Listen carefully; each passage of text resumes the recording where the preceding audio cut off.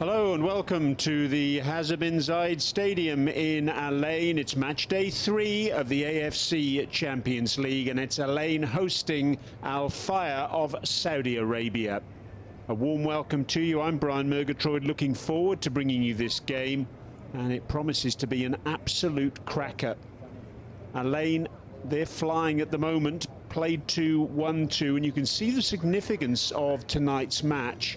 Because Al Fayha, well, if they let Al Ain secure a victory tonight, you would reckon, with only 3 match days remaining, that Al Ain will be almost impregnable at the top of the group. Here are conditions this evening. Still a little bit hot, a little bit humid.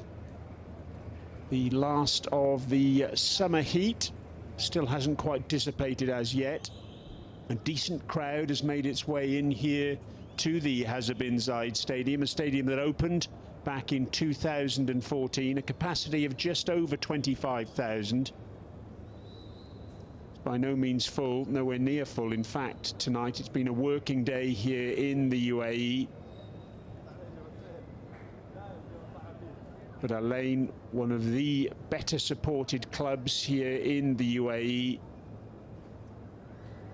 Their supporters very passionate, very noisy.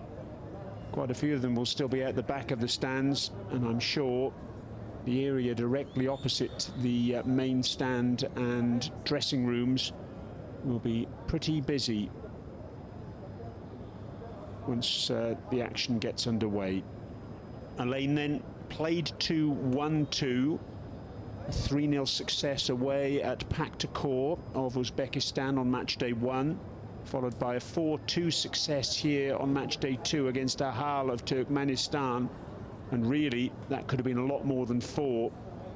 And they'll be frustrated as well that they conceded a couple of times in that match, but they really did turn on a fine display of attacking football on that particular evening.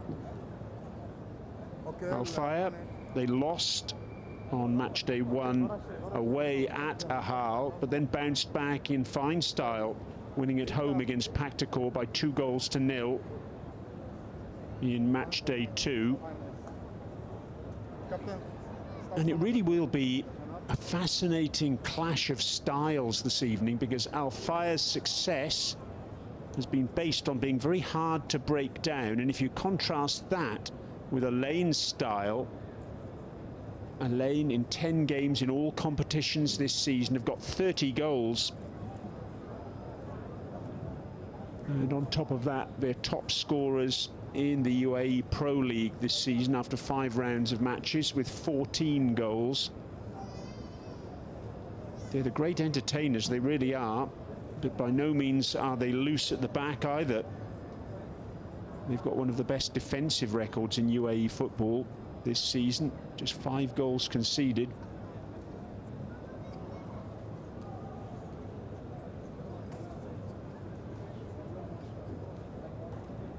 Having said all that, Al Fayha, well, they're starting to come into their own this season. They started this term very patchily, if truth be told.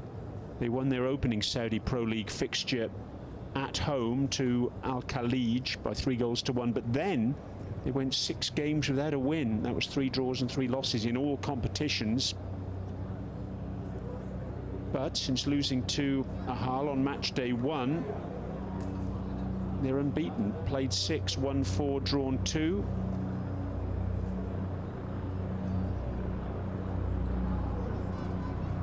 There's only 3 sides in the Saudi Pro League who've conceded as few or fewer goals in that particular competition this season. So as I mentioned, it's very much a clash of styles, this,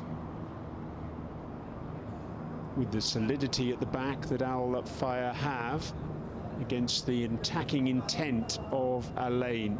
Really is going to be a terrific watch tonight. I hope you're looking forward to this as much as I am. Here's the Al Ain bench. Full complement of substitutes named by them this evening, 12, the maximum allowed. Al Fayha, they've named just 11 as their backup players this evening. The players are ready though. as are the officials in the tunnel. And very shortly, they'll be on their way out onto this lovely strip of green.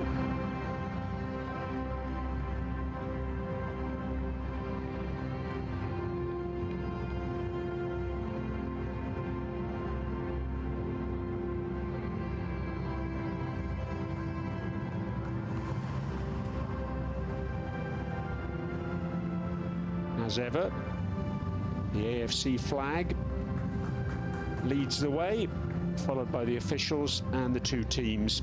On the left is Al Fayha, known as, unsurprisingly, the Orange. And on the right, it's the hosts, Al Ain, being nicknamed the Boss. No side here in the UAE has won more league titles, 14 in total. Runners-up last season in the UAE Pro League. Runners-up in virtually every competition they played in. Started in 3 cup competitions, losing in the final of each.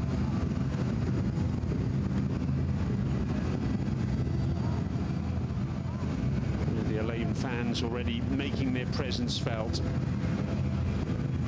Let's have a look at the two teams. Al Ain first of all, and Alfred Schroeder, their coach, has named an unchanged one from the side that won 4-2 here against Al Ahly on match day 2. It's no surprise. This team has so much pace and so many goals all over the pitch. They've had 13 different scorers in all competitions this season. Look out for number 9, Kojo Laba from Togo. 3 goals in this season's Champions League and 7 in all competitions. And look out for the pace too of number 15, Eric Jorgens, the Brazilian-born left wing back, and the Moroccan Rahimi, number 21.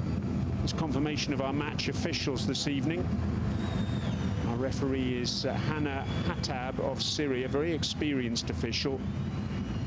Refereed in World Cup qualifiers, and he's been named actually as one of the referees for next year's AFC Asian Cup in Qatar in January and February.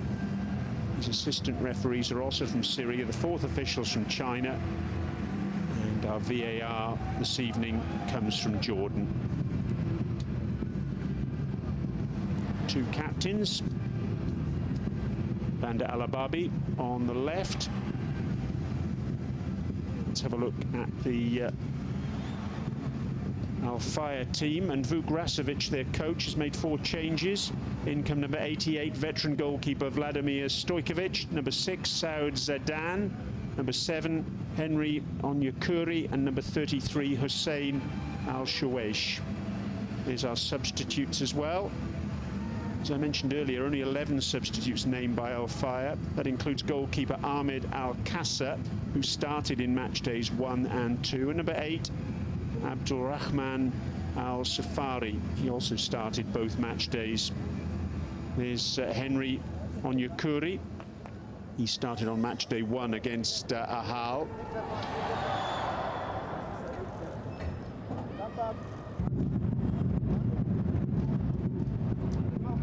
The Al Ain fans, as ever, really out to have a good time, and their side certainly has helped them in that regard this season. They've played some terrific football. There's Soufiane Rahimi on the left of your screen there. He's an excitement machine, bags of pace. And that's one of the key things that Al Ain have. There's Eric Jorgens. Look out for his pace down the left-hand side, the wing-back.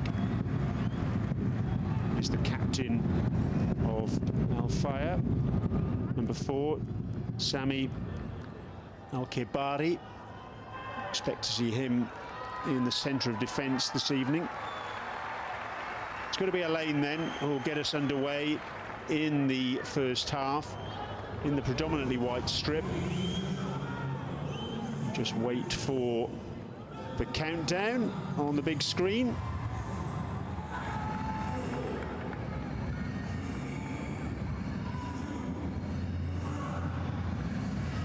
And our referee, Hannah Hattab, gets us underway.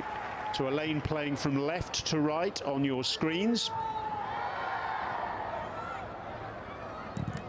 They made a fast start in match day 2, scoring inside the first 4 minutes against Ahal, and they'll look to be quick out of the blocks again here. Al Fire, as I mentioned, defensively very solid. There have only been 5 0-0 draws in 90 matches in the Saudi Pro League this season, and Al Fire have been involved in 3 of them. They give very little away. You can see how they're set up there already. 2 banks of 4.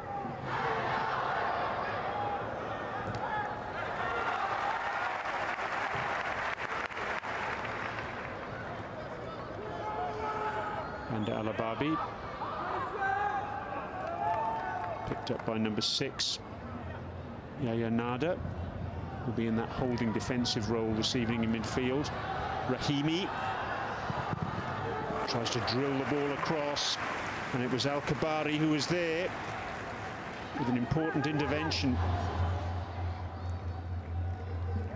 Rahimi and also Jorgens combined so well down that left-hand side as a rule of thumb, and straight away Al-Ain have a corner.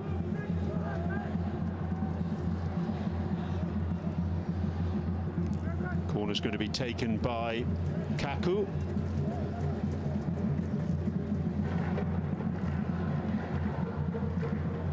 He's got a short option there. Indeed, he does take it short. Rahimi.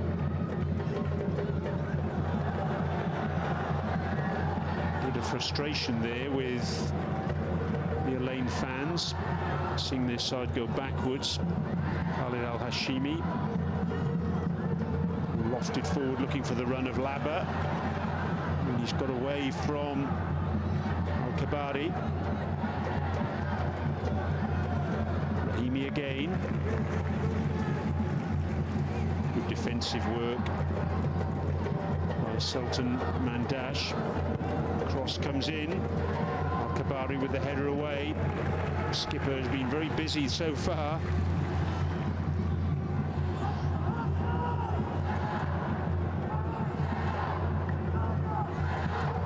Interesting to see Sultan Mandash operating as deeply as he has been in these early stages. Afraid to get forward. Jorgens harried there. He's got the throw though. Kwame Kawadio. Nada. Cross to Al-Hashimi. And Alababi goes down under challenge.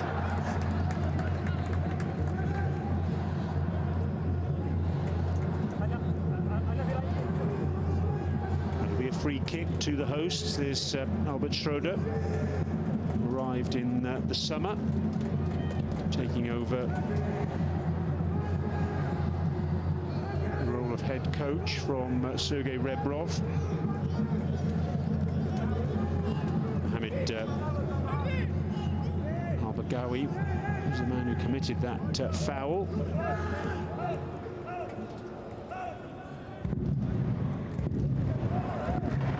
Vladimir Stojkovic in goal.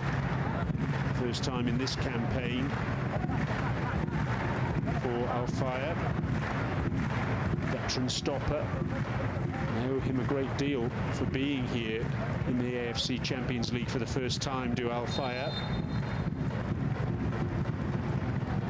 Ball swung in. It's a really dangerous one as well. Hooked away in the end by Saud Zidane. Long chase for Mandash. Couldn't get on the end of it in the end. There's Junior Fashion Sakala on the ball, and he gets that little layoff wrong. Sakala, number 17, top scorer for Al Fire this season in the Saudi Pro League with 5 goals.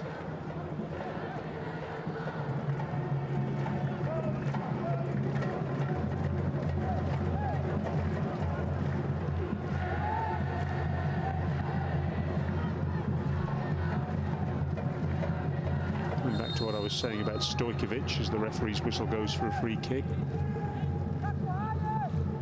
Glazer and Al Fayed owe him a great deal in being in this position in the AFC Champions League. So that he was the hero in the penalty shootout against Al Hilal in the final of the King's Cup in 2022, which finished 1-1. Penalty shootout was won against Al Hilal by 3-1. Stojkovic superb. Yahya Nada. Well, it's a poor pass from him, giving the ball away straight to Onyekuri. Through ball from him, and well read by Khalid Essa, very quickly off his line there, and he had to be as well because Sultan Mandash was through on goal. Terrific pass this though by Onyekuri. And he was threading the eye of a needle.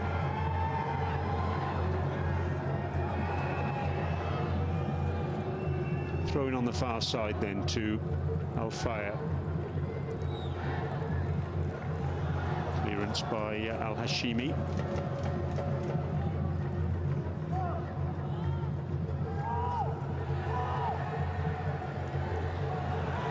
Referee says play on. And again saying play on as Rahimi takes a tumble. Which being played at 1,000,000 miles an hour at the moment. Mandash. He's tackled by Park Yong-woo. Korean Republic international is Vuk Rasovic, the coach for Al Fayed, in his 3rd season now in charge of the club. Well known to audiences here in the UAE as well. And previously coached here with Al Dhafra, southernmost club in the country, and also Al Wahda. That's easy enough. Food and drink there for Vladimir Stojkovic.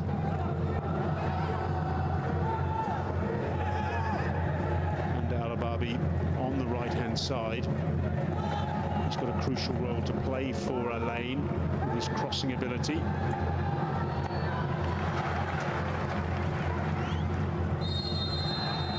From Jorgens, and he wins the free kick in the end. Battling away with Mandash. Free kick's taken quickly as you're watching this replay. That'll be a free kick, I think. Yes, it will. Another example of the pace with which Al Ain play. Free kick taken so quickly, and Rahimi was away. Have a look at this now. Jorgens picked it up. Rahimi ruled onside, trying to get goal side of the defender, and in the end brought down. Schroeder not happy.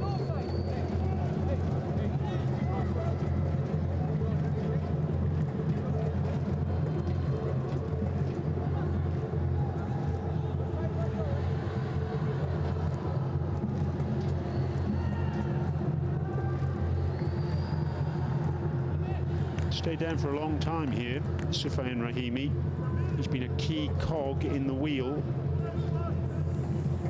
for Al Ain. That's why he's gone down. Goodness me, that was a ugly challenge, really, wasn't it? Touching his right knee. Still on the deck.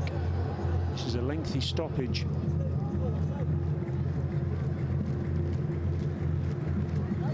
This is his 3rd season at the Hazza bin Zayed Stadium. League champion with the club in his debut season of 21-22. Picked up 9 goals there. Last season in all competitions, 14.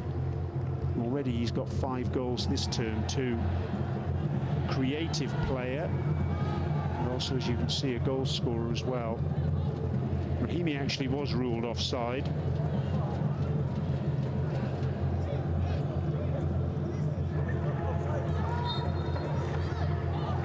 Despite the fact that he was brought down with a rather crude challenge, it's a free kick to Al Fayed.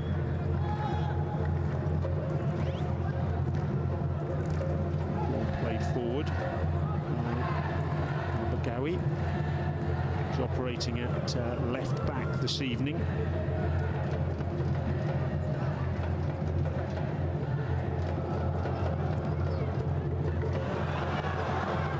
ricocheting around.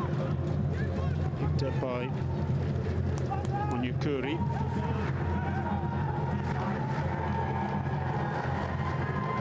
Good control from the Nigerian. In the end, though, he's crowded out. Still battling away, though. And a little bit of argy-bargy there and a push. And the referee's got to get a yellow card out here, and quite rightly. Rahimi going down, but have a look at this. Two players going head-to-head, Rahimi and Al Baghawi, and then Al Baghawi taking exception to Rahimi, giving him a good old-fashioned shove. Not too many histrionics by Rahimi, but no problems there for Hanan Hattab to get his yellow card out. First booking of the evening, and that's probably one of the referee's easier decisions that he'll have to make tonight. Put away by Kaku. Yaya Nada gets the ball forward to Khalid Al Balushi, and Jorgens can use his pace now down that left-hand side. Takes a tumble. It's a good tackle in the end, though.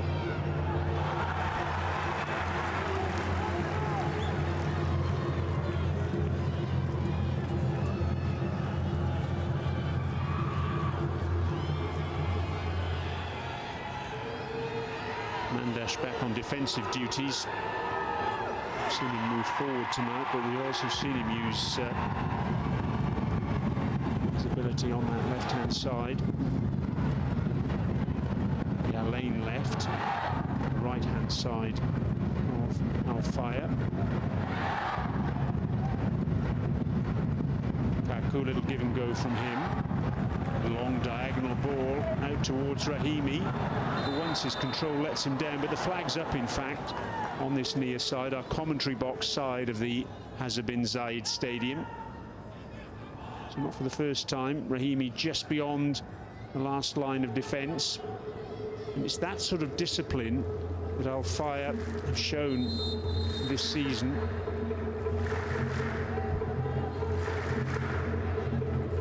Very well drilled at the back. Those 0-0 draws I mentioned in round 3 of the Saudi Pro League against Al Hazm, round 5 against Al Raid, and round 8 against Al Ittihad.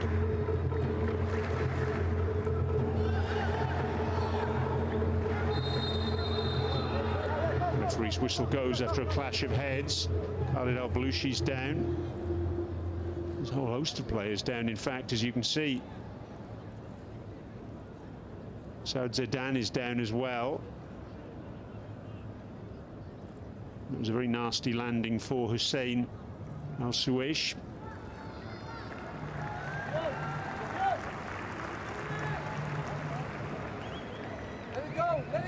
So already there's been some quite lengthy stoppages here in this match.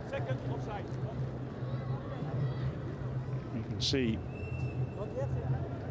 Al Kabari, the captain, just having a chat with the referee, just trying to clarify something. Schroeder taking the opportunity of this hold-up just to have a word with Rahimi.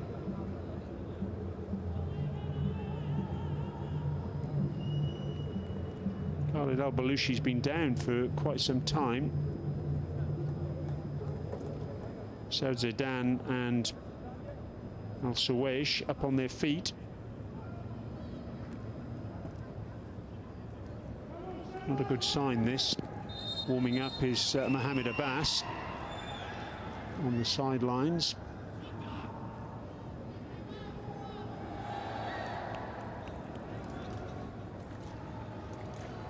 And the referee just making his point to Al Kabari, saying, you're the captain, you can speak to me by all means, but let me do the refereeing.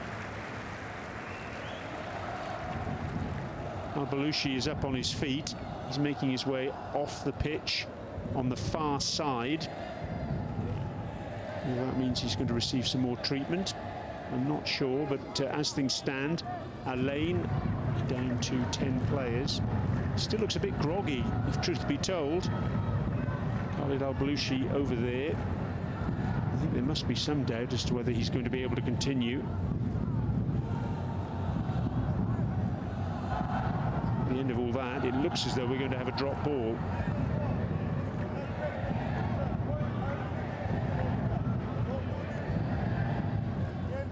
Yahya Nada trying to make a point to the referee. Rahimi's in the mix as well.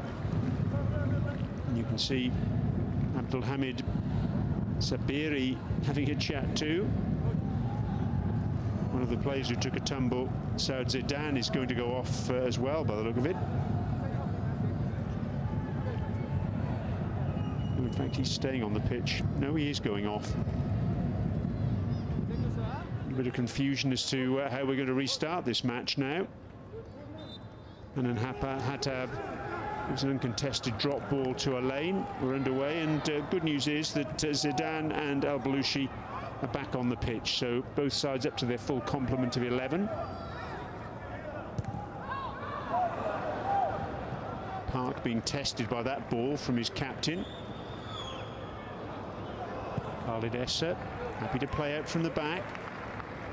Khalid Al-Hashimi,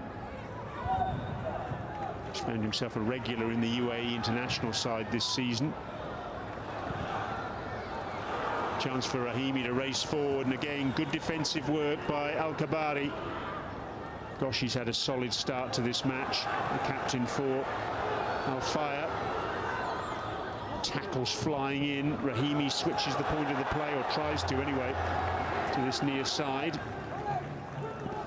Manages to get the ball exactly between two players, Kaku and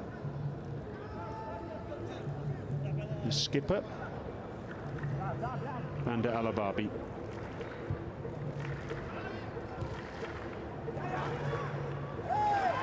Ricardo Ryler won that header in the air. He's now racing forward and has to check his run. Again, there's a player down. Goodness me. So far, this match has been stopped more than it's been started. Onyekuri now down. Hopefully not out for the count. Caught by Yahya Nada. One of the great skills and assets of this Alain team is their pressing ability. One of the fittest teams in the UAE. Give the opposition no respite at all. It's a poor ball from Khalid Essa. Picked up on that far side by Mandash. There's Khalid El Balouchi. Good to see him back on his feet.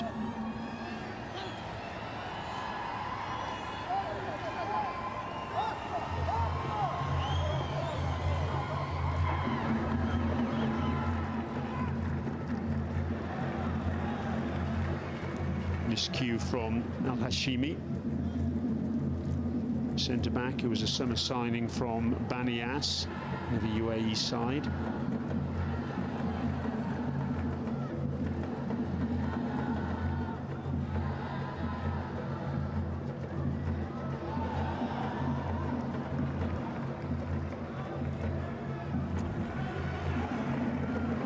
A reminder of how important tonight's game is.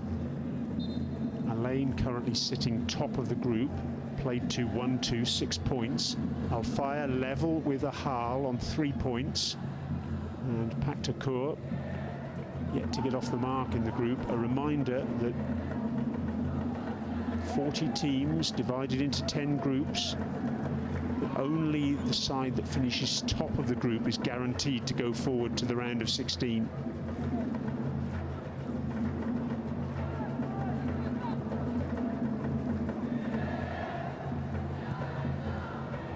So in each of the regions, the east and west regions,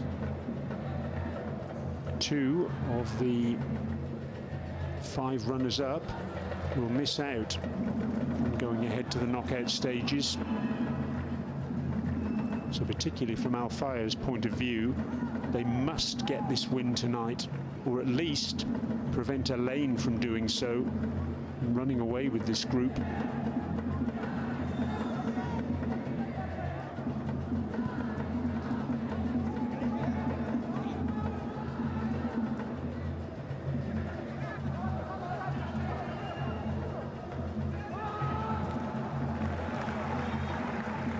Up by number 22. Al-Baghawi, play switched over to the far side now. Abdulhamid Sabiri dispossessed, but Al Fayha retain possession. Most concerted period of possession they've had, actually. Then they lose out. They need to regain it. Ball played in towards Onyekuri. Long sweeping ball forward by Kaku, looking for the run of Rahimi. And the corner's given. Al-Kabari, absolutely incensed, was convinced he was pushed in the back there. The ball certainly came off him last. There was certainly contact between himself and Rahimi. Second corner of the evening then for the hosts. Kaku will take it. Left-footed. 4 players for a lane around the penalty spot. Headed away by Al-Rashidi. And then gathered when it comes back in by Stojkovic. That long clearance has cleared Al-Hashimi, and there's Eric Jorgens again illustrating that pace he has. He can always get back to tidy up. Not his natural habitat on the right-hand side. That's why he checked back. Kaku. Rahimi, has he stayed onside this time? He has. Tries to get the ball in towards Laba, not able to do so.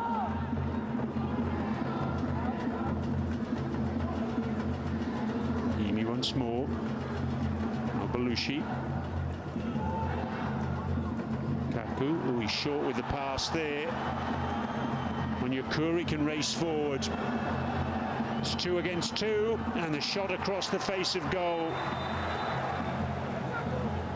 Disappointment there. It was Sakala.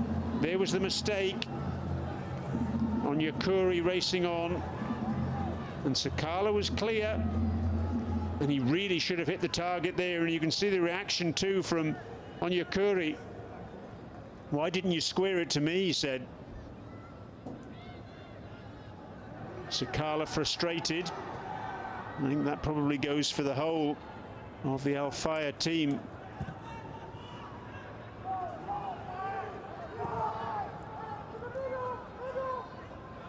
Opportunities for them so far to test Khalid Essa have been like snowflakes in the sunshine, very rare.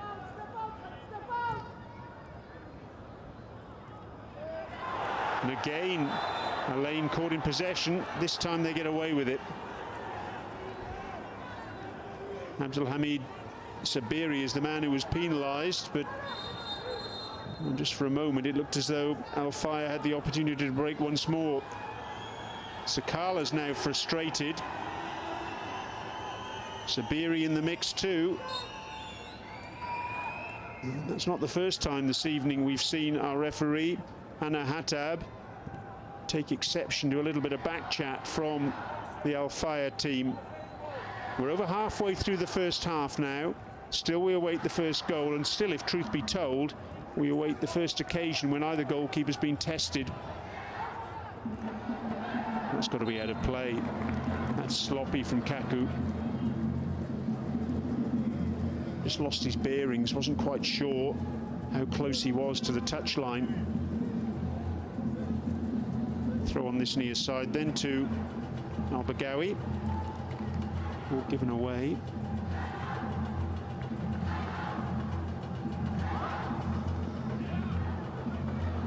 Al-Baghawi, the one player to go into the referee's notebook so far, yellow card. Just keep an eye out for that tally this evening, particularly in relation to number 2, Rukia Al-Rashidi. He picks up a yellow card this evening. He'll be suspended for the next match. Been yellow carded in each of the first 2 match days. When the ball's through to Rahimi, and it's just wide. Labba was convinced there was a touch from the defender. Let's have a look. Rahimi definitely onside. Just got the ball stuck under his feet, and looking at that replay, yes, it certainly appeared that Al-Kabari got a touch. Labba couldn't catch up with it. It was a good through ball from Al-Balushi. It's been given as a goal kick. So I've got no doubt at all there that the officials have got that one wrong. Reminder though, we get one look. Well, they get one look rather than we get umpteen replays. And that's the best opening that Allain have had so far, and they failed to take advantage of it. Uncharacteristically, Coadio wins that header. Jorgens had to be precise with that back pass with Sakala around him.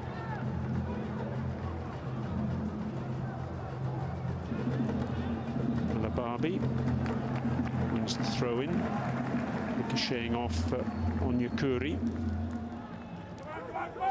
In fact, the throw has gone the other way. There mustn't have been a touch from Onyekuri. I thought there was, you know.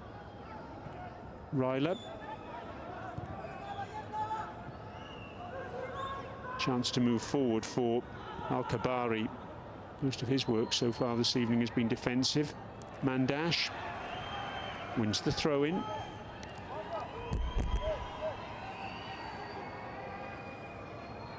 Normally you see Allain fans very animated, but apart from that one gentleman at the front, quite subdued thus far. It's been that type of game, almost a game of chess really between these two teams up to this point. Coadio will chip forward, looking for Labba.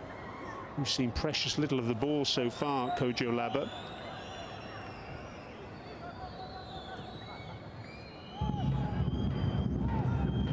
Scored 2 goals, match day 1 against Pakhtakor, away in Uzbekistan. Got a 3rd of this competition this season, at home to Ahal.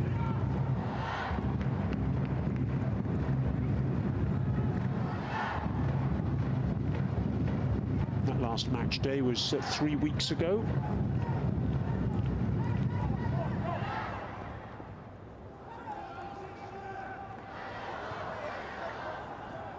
In another 2 weeks, these two sides will go head-to-head once more on match day 4. Jorgens. Coadio.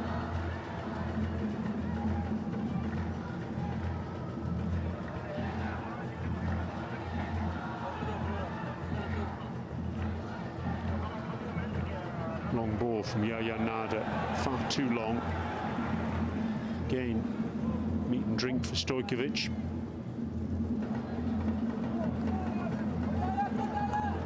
First game in this competition this season for Stojkovic, but he started every match in the Saudi Pro League.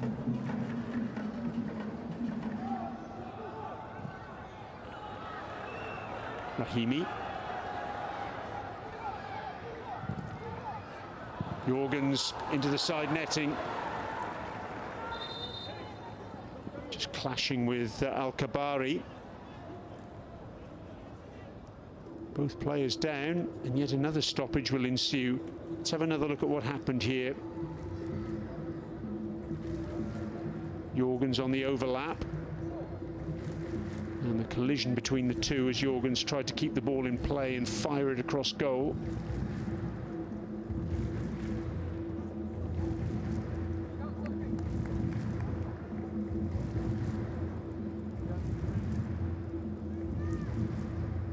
This angle should show us what happened. It's very nasty knee on knee by the look of it.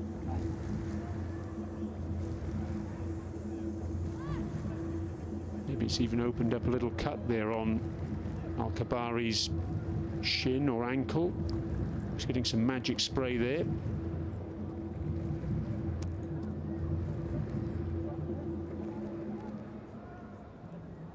Player you just saw warming up was Mansour Saeed. So Jorgens is going to be okay to continue, though. Al Kabari is still down and receiving treatment. And again, in discussion with the referee, not for the first time tonight. Here's just a small section of the stand, opposite the stand that holds the dressing rooms. Popular side of the ground, that, and always very well attended. Jorgens taking the applause from those fans on that side as he makes his way round to halfway, awaiting permission to come back onto the ground. Al Kabari's up as well, and he's awaiting the same permission from the referee. And on we go with a goal kick from Stojkovic. Referee calling both players back on now. I would reckon we're not going to be far short of 10 minutes of additional time, you know. A whole host of stoppages thus far. Al-Hashimi. Another aimless ball, that one. Picked up by Onyekuru, but he couldn't make the most of it. It's well done by Alababi.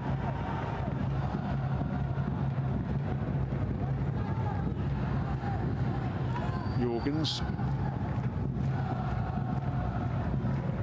Dinked forward by Park.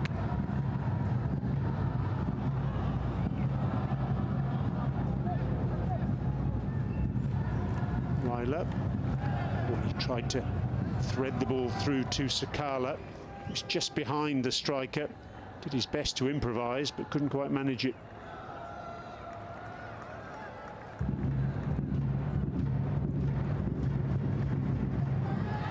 Belushi finds Alababi. Mazy run on this near side. Change out of the defender and almost threads the ball through to Yaya Nada, not quite able to do so. Good tackle from Jorgens. Onyekuru getting no change out of the defence. Ball just bouncing over Sultan Mandash.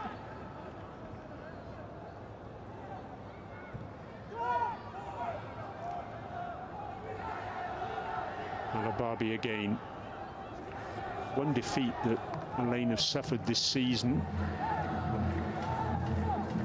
came at the hands of Al Nassr, the Dubai club, in round 5 of the UAE Pro League. Come back to that in a moment.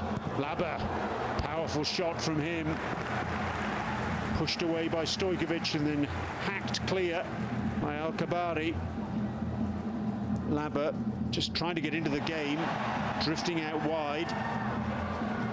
Cross coming in, and in the end, easy enough for Stojkovic. 40 years young, Vladimir Stojkovic.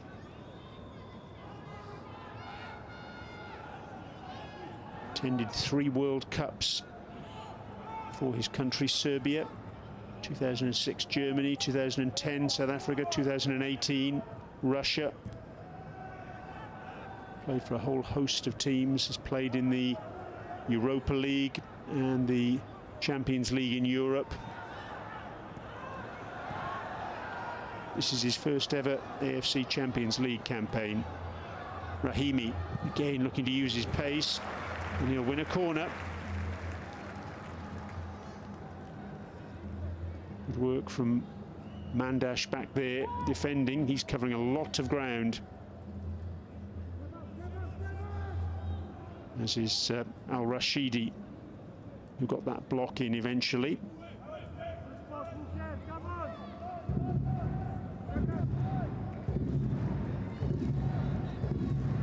Kaku with the corner then. Left-footed.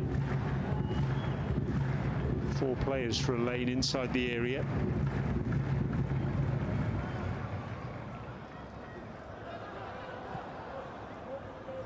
For the first time, they haven't made the most of a dead ball situation there, Alain.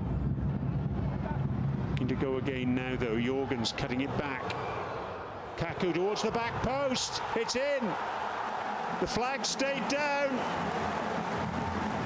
And it's 1-0. Kouadio had stayed up after the corner. And he was the man who was able to take advantage. Heading home from a really acute angle. Really clever header. And Alain hit the front. Jorgens did well initially, cut the ball back. Kaku with the ball to the back post. And Kouadio just about onside, I think. Clever ball that from Kaku. But have a look at that header from Kouadio. Because it really was an acute angle. Getting his body shape absolutely right there. Needed to get it on target, and that's exactly what he did. Terrific goal from Kwame Kouadio. It's his first goal in this season's AFC Champions League, his fourth in all competitions, appreciated by the coach. Offside is being checked, though. The lines will be drawn, I'm sure.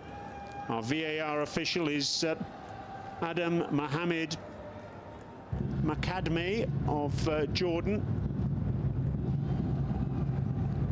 And our referee, Hannah Hattab, just waiting for guidance. And the goal counts. So Alain hit the front.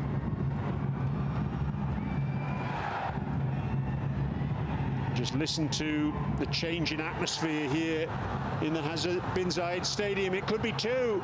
It is two. But the flag's up. Labba says no.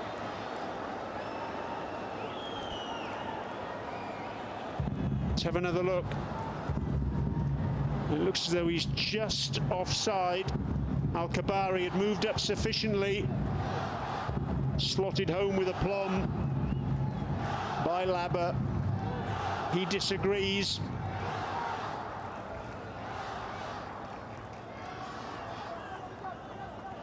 But line decisions for VAR.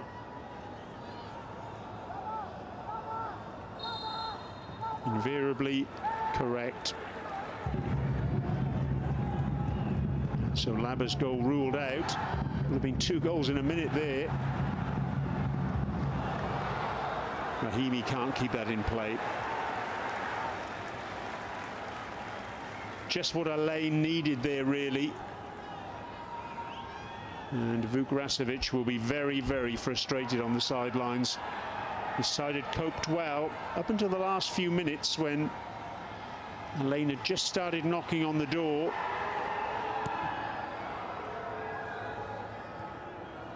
Defensively, they switched off. Offensively, can they switch on here? Mandash attempts to get the cross in. Jorgens prevents the ball going behind for a corner. A long clearance now finds Rahimi, confronted by Al Kabari.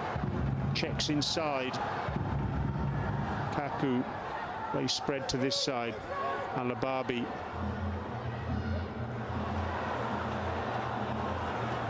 Chance is wasted. Onyekuri can now run. Tracked back by Yaya Nada.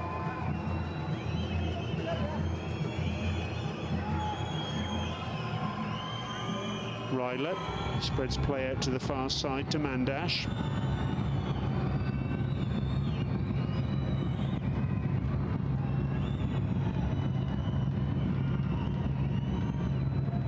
Again, a period of possession for the visitors. Number 77, Sabiri. Kabari now.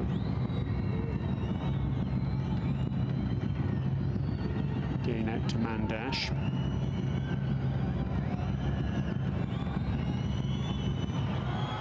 Headed away by Al Hashimi.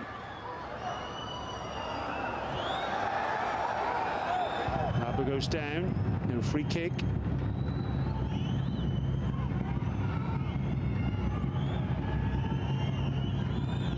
Sabiri, little give and go from him, racing across to pick up possession once more. It's a poor ball back though by Mandash.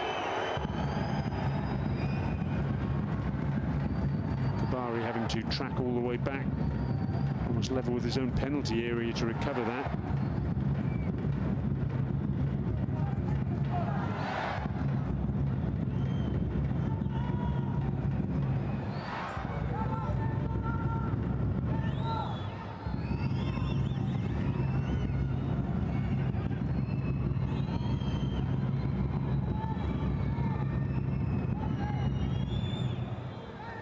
Little flick by Sakala.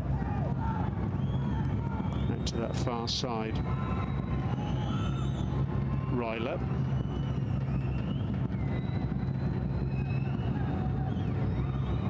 Picked up by number 6, Zidane. Down he goes, under challenge. Yaya Nada, the man who's committed the foul.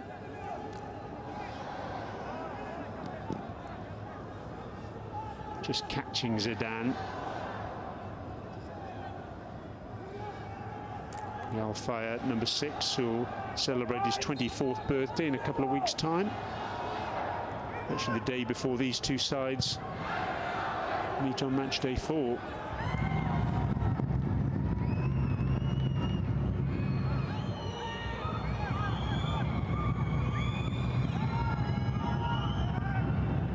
Sabiri. Trying to again thread the ball through, not able to do so, and Laba's on the rampage.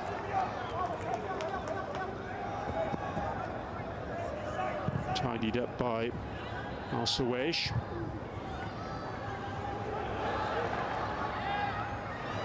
Flicked forward by Al Rashidi.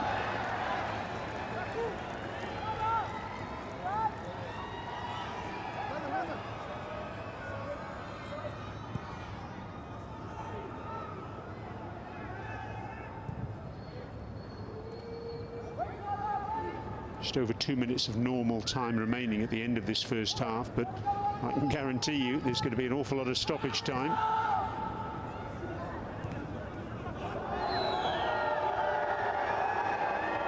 Kept in on this near side by Al-Baghawi. Sakala tried to find space for a shot. He's had the best opportunity so far for Al Fayed as he broke forward. He was off target with his left foot effort.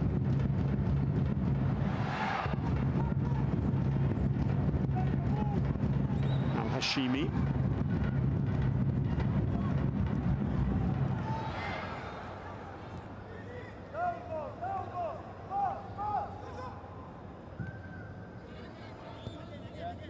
Picked up on this near side, Al-Baghawi. Another foul. Yaya Nada. He's totting them up. I wonder if the referee's keeping count. This time that foul's on Sabiri.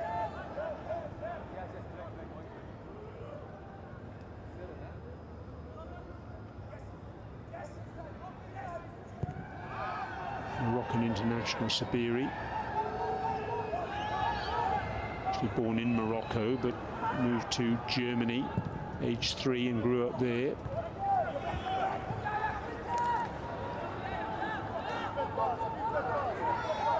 Here is Sabiri, long diagonal ball, looking for Sakala. Gets the shot in, pushed away by Khalid Essa.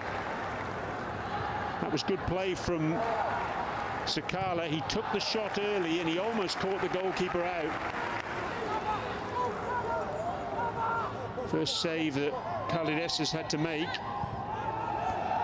Bang, really good strike with his right foot. That was heading in. This angle will show it better. Really powerful hit and a good strong right hand from Khalid Essa to parry it away out of danger. Our 4th official.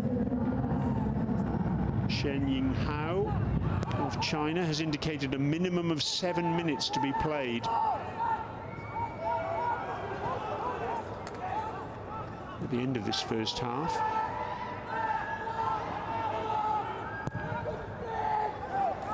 Well, Sabiri couldn't quite bring that under control.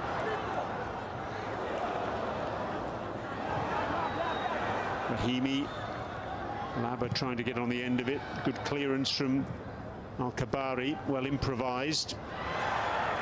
Goal scorer, Kouadio. Jorgens once more, exchanging passes with Rahimi. Park. Hashimi out to the near side. Kaku.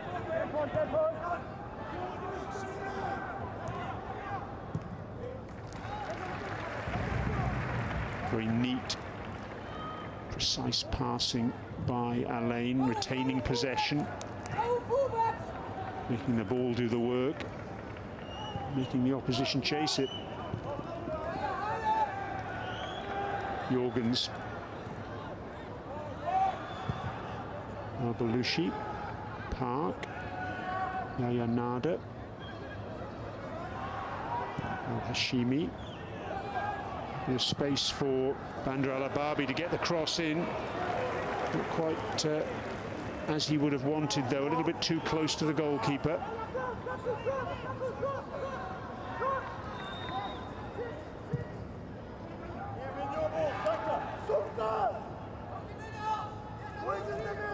Al-Bagawi.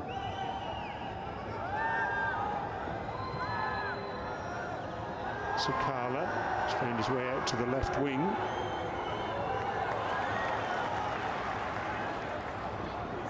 Good strength from Park. Retains possession. The challenge from Mandash. Jorgens, a little bit of room for him to run into now. He'll love that. Laba outside him, trying to swing the ball in. Oh, and it's come all the way through to Kaku. And the flag stayed down. It's 2-0.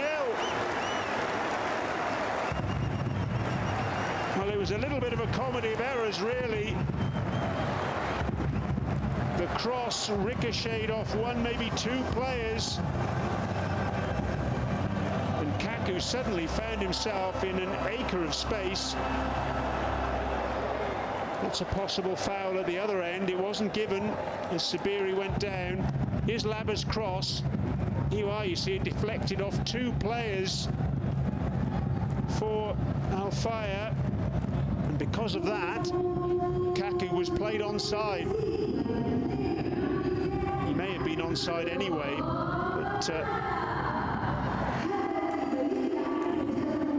lucky ricochet, and Kaku was there. Right place, right time. No wonder he's laughing. Laba will claim the assist, I'm sure. And Alain double their advantage. Kaku's second goal of the season, but his first in the AFC Champions League.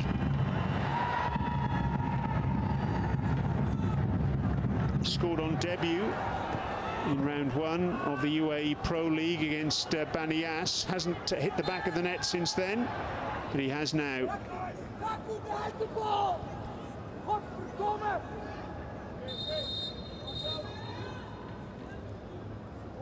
What's the expression? You've got to be in it to win it, and that's exactly what Kaku did there. So we look at Sabiri going down very easily under challenge from Park.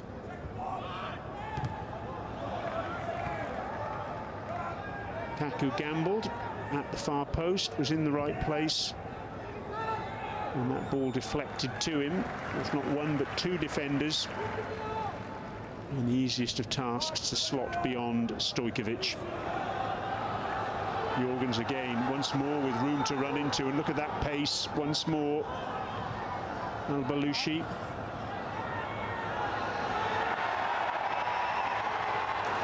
Not kept in by Al-Rashidi.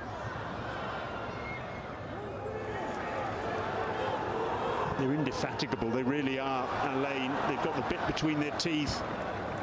The energy, the enthusiasm they have. It's infectious between one player and another in a white shirt. The enthusiasm was just a little bit too much there from Yahya Nada.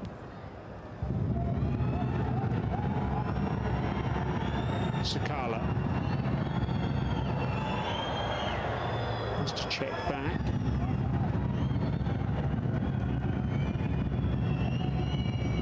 Sabiri was hoping to get on the end of that ball. Ryder it was who was trying to play him in, but the pass wasn't quite accurate enough.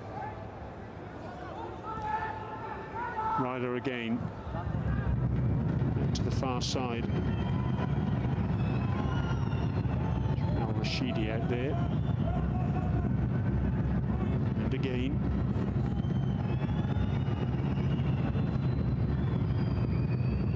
And Dash having to go back though.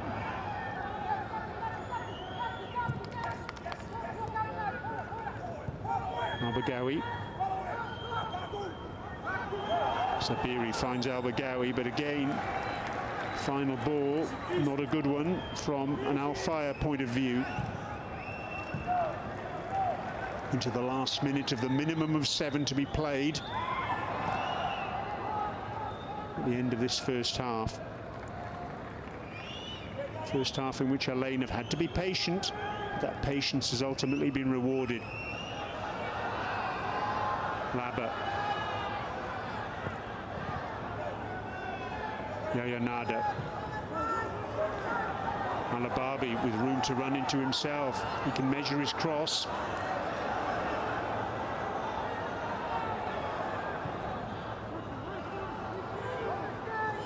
Park leaves it for Jorgens.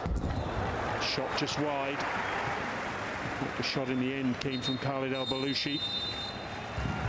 It's the end of the first half, a first half which has seen Al-Ain, already top of the group, reinforce that position. Kwame Kawadia with a far post header after 36 minutes, and then Kaku, the beneficiary of a couple of deflections off Al Fayha players, slotting home in the 4th minute of added time. Al Fayha, they've done their best to get forward. Sakala had a good opportunity. It was pushed away by Khalid Essa, but earlier in the half, he had another chance and he dragged that shot wide. What can Al Fayha do in the second period to redress the situation? Because at half time, it's a frustrating situation for them.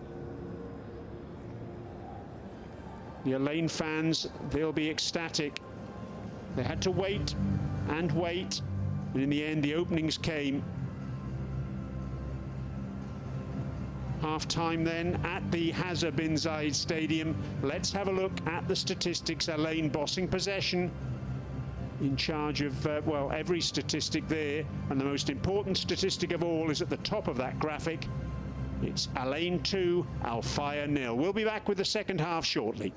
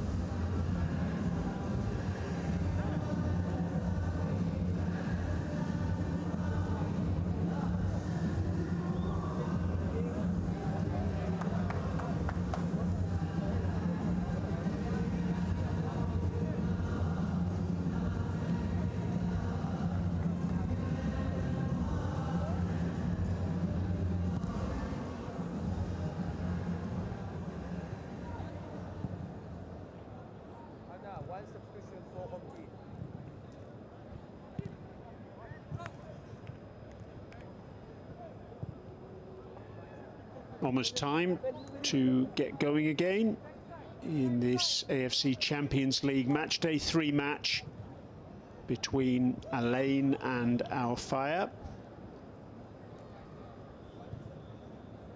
Al Ain 2 goals to the good, the hosts, thanks to Kwame Kawadio's header on 36 minutes, and then Kaku's strike at the back post 4 minutes into added time.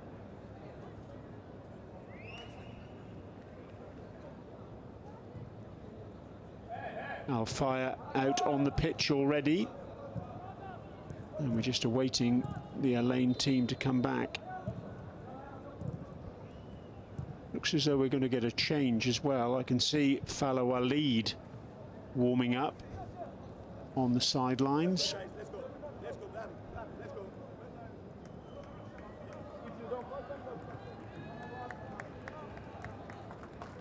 The 25-year-old midfielder. He looks set to take his place. Just waiting to see who he's replacing. He's coming on, in fact, for Khalid Al Balushi. Here he is, Fallah Walid. He's been in every matchday squad this season for Al Ain. This is his 8th substitute appearance. In fact, his 3rd in succession in the AFC Champions League. So that's the first change either side has affected this evening.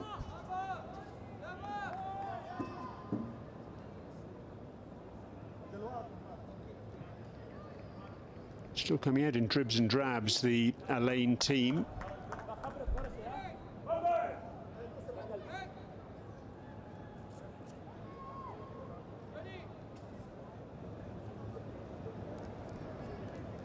Key player that's missing for them is Khalid Essa, the goalkeeper. I can see the 4th official there, Mr. Shen Yin Hao, just checking where Khalid Essa is. We're missing 2 players, and they're both coming out now. Here is Khalid Essa, along with the captain, Banda Alababi.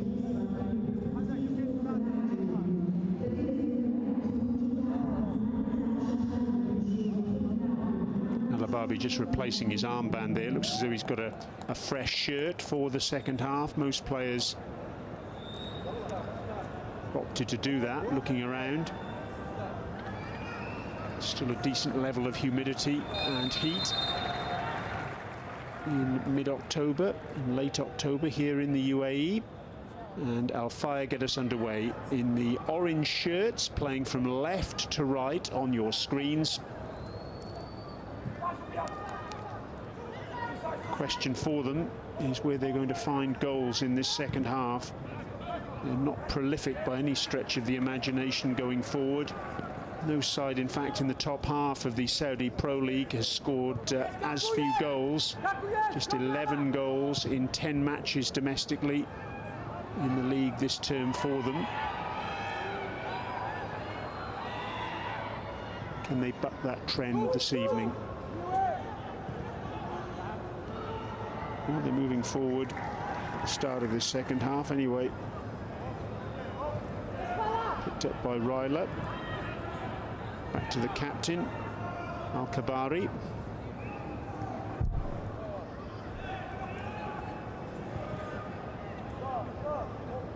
Al-Sawaish.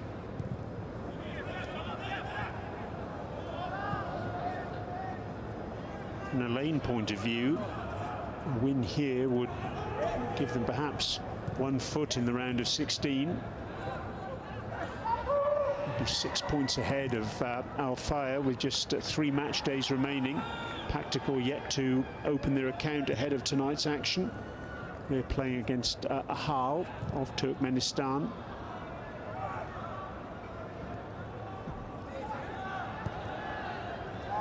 Only one UAE side made it through to the knockout stage of the AFC Champions League in the last edition, and that was Shabab Al Ali.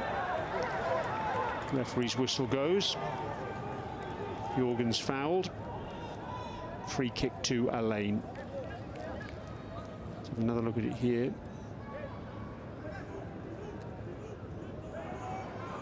battling with Mandash.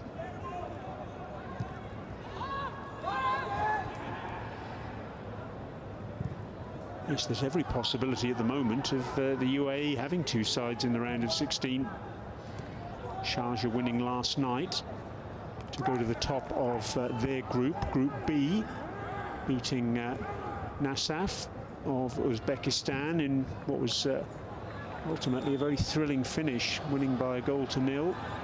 Alababi trying to get the cross in.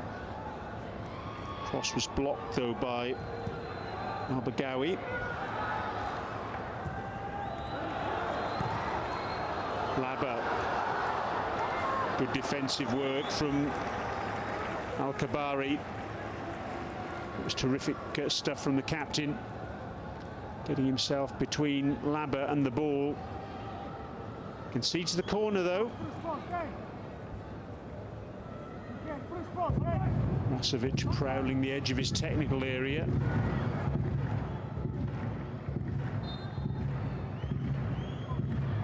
Corner to Al Ain then.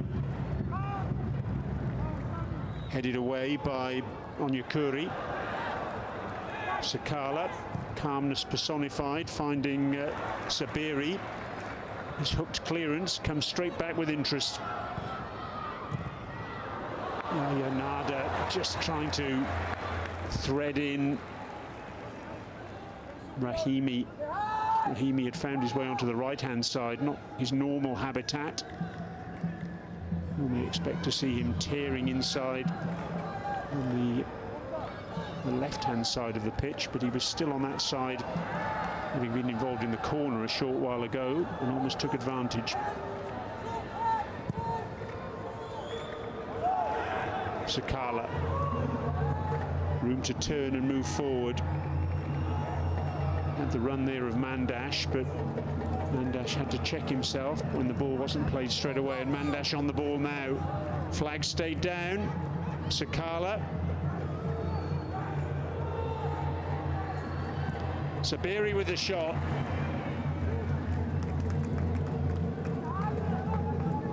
In the end, it was Ryler. Ryler in space there. Wasn't quite sure what to do, but in the end, well off target. Ricardo Ryler, 29 years of age. Did play very briefly in the UEFA Champions League for Braga, the Portuguese side. It's his third season with Al Fire. Pretty much a right-footed player, so that was on his correct side. Rahimi combining with Jorgens, who wanted the through ball and didn't get it. He's still out in bags of space here on this near side below our commentary position. Into the penalty area, and oh, not a million miles away from Laba, who threw himself in and collided with Al-Kabari as he did so. Tricky stuff from Jorgens, a lovely ball in, and Laba oh so close to getting the important touch.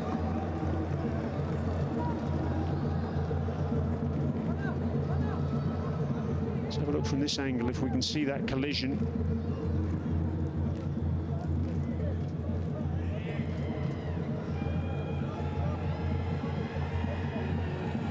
Al-Kabari still down. Let's have a look at the goals then so far. Two of them. That's the first of them from Kouadio. He'd stayed up after a corner and found himself completely unmarked at the back post. It's Kaku's ball across to him. And Kaku, having been a provider, turns scorer. A little bit of good fortune there, because that through ball from Laba deflected off not one but two defenders. Right into his path, and all he had to do was hit the target, and he did that, much to his amusement and Laba's as well. Kwame Kouadio, who's recently acquired a UAE passport. He's been playing football in this country for quite some time now. Kouadio, originally with Corfacan before he moved here to Al-Ain. Not yet qualified to play for the national team though. Originally from Côte d'Ivoire. Restart then from Stojkovic. And it's a foul against Fallo Walid. Substitute penalised.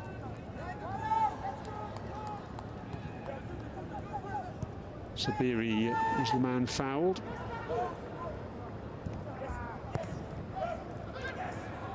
He finds some space, Sabiri, but he's crowded out. Yahya Nada, early ball forward, looking for Rahimi, doesn't find him. It's a foul by Kaku.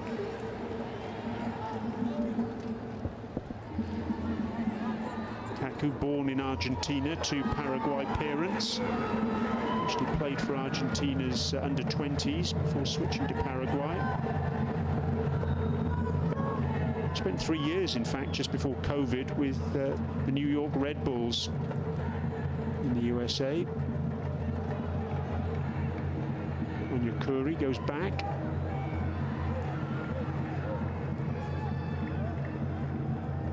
Sabiri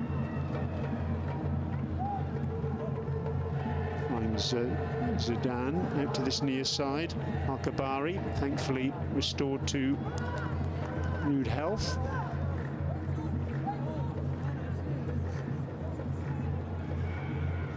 Al-Suwaish.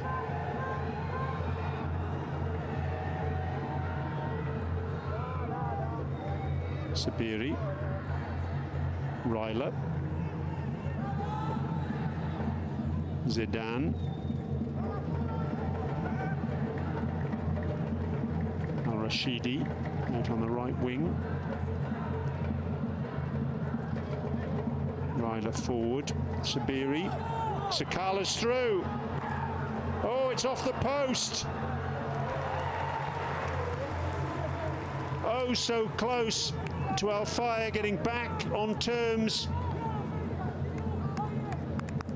Goodness me. Sakala's had opportunities this evening. That perhaps the best of them, and he couldn't take it. Ball could have ricocheted anywhere, and it ricocheted to safety. Still a corner though for Al Fayha, and it's wasted. Well, well, well. Al Fayha will think that they should be a goal back. They're not. Hopefully that will give them a little bit of confidence as well, and belief that they can cut open this Al-Ain defence.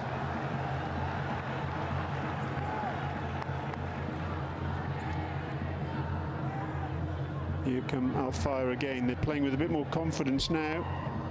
Cross comes in, and that's straight down the throat of Khalid Essa. Rasovic encouraged. It's their best period of the match so far, Al Fayha. What's the response of Al-Ain here, I wonder? Here's Park.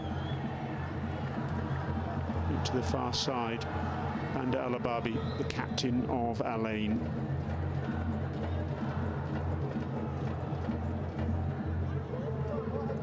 Park again. Kaku. Yahya Nada. Park caught in possession. Sabiri wants to take the free kick quickly, does so. Missed kick by Kouadio. Onyekuri. Sakala. Oh, goodness me. No composure there at all. And he knows it. Just snatched at the shot. It was ungainly from Kouadio. Onyekuri picked up the scraps. And the problem there for Sakala, I think he just got the ball trapped under his feet a little bit, under his body. Really was a wild hit and hope. Nowhere near the target. Will Park, caught in possession, gets away with it. Good ball down the line by Jorgens, tidied up by Al Kabari. Manages to keep the ball in play.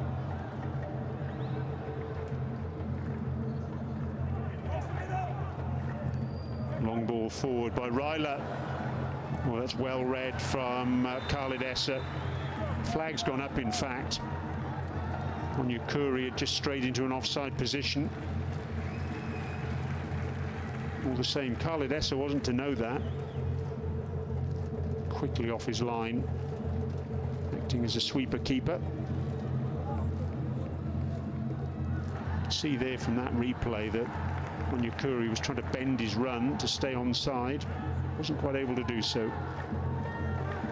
Rahimi, below our commentary position, looking to use his pace to get away from Al Rashidi, who does really well. An intimidating figure when he's running at you is Rahimi. Hooked back into play by Al Baghawi. Policed out by Kawadio.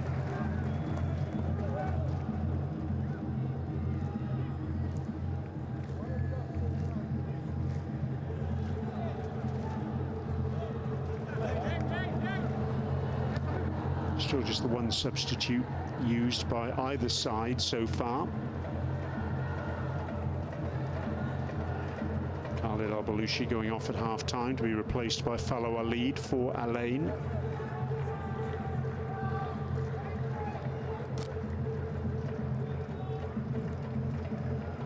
Kaku with a long ball looking for Labba. Threat snuffed out by Al Kabari. Racing forward now is Mandash, trying to slide the ball forward to Sakala. Mandash frustrated. And a few moments of concern have prompted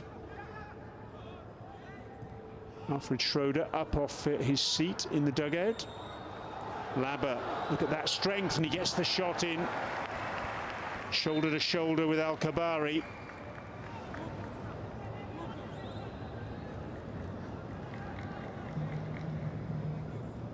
Took the shot early, but it was always off target. Looked as though Labba inadvertently trod on the hand of Al Kabari as well. He's in the wars a little bit, isn't he, in this second half? The Al Fire captain.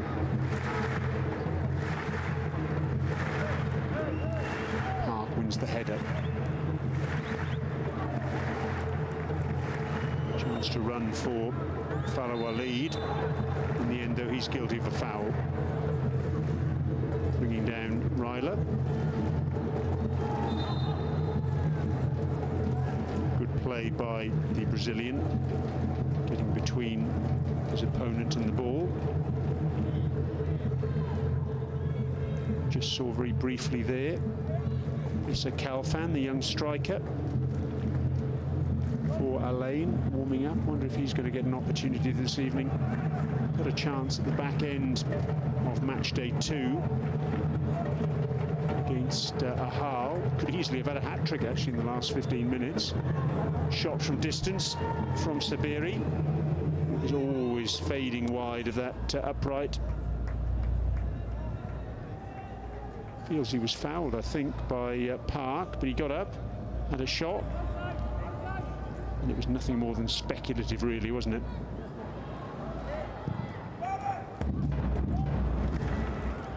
Long ball from the back towards Labba. Quick, crisp passing from Al Ain. Park. And through the legs of the defender, Jorgens. Fallow Alid. Leonardo thought about a shot. And in the end, cross coming in from the skipper. Alababi, straight down the throat of Stojkovic. Going to have a change then, the first one of the evening for the visitors, and Saud Zaidan is going to come off.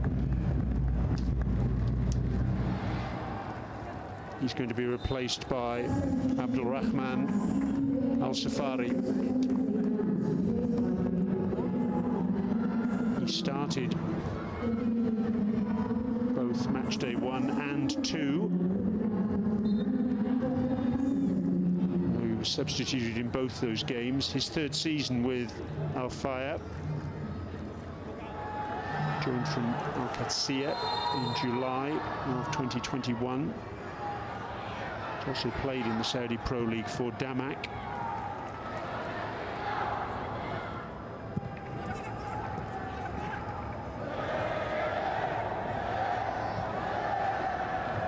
Made 3 starts in the Saudi Pro League this season, as well as 5 substitute appearances. Hashimi. Ball forward towards Kaku, can't find him.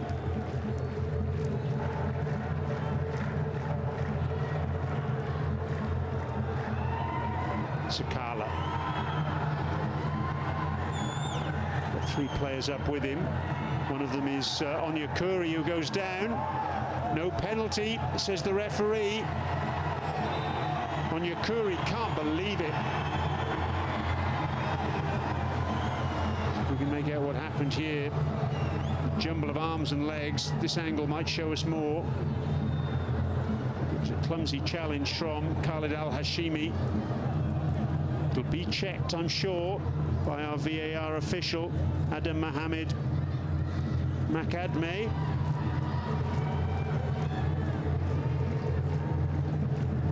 See Onyekuri, they're absolutely incensed. You can see our referee Hannah Hattab putting his hand to his ear, communicating with the VAR official.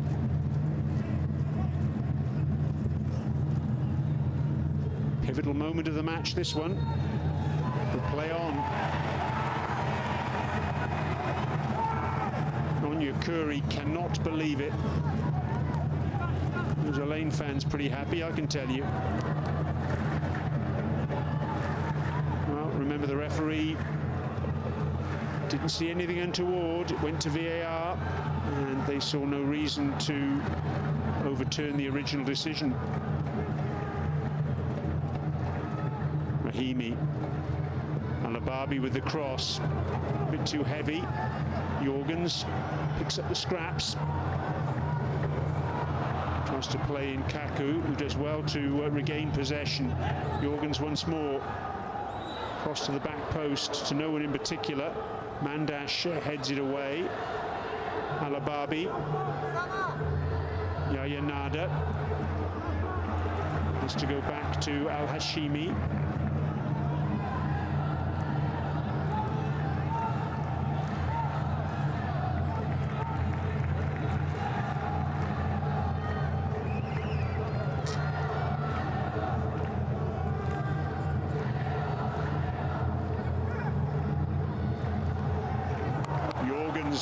Good overlapping run.